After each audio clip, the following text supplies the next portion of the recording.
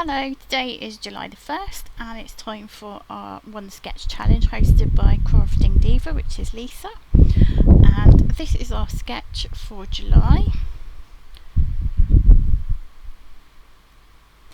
And this is the card I've made.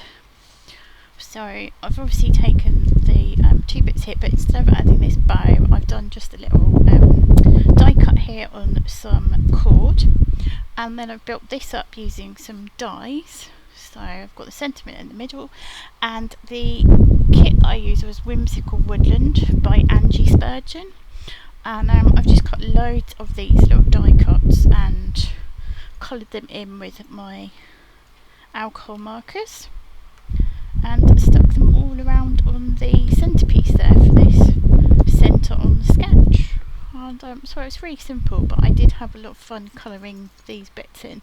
So I've got loads left over to make another one, and yes, I've made an autumn card because it is absolutely boiling hot.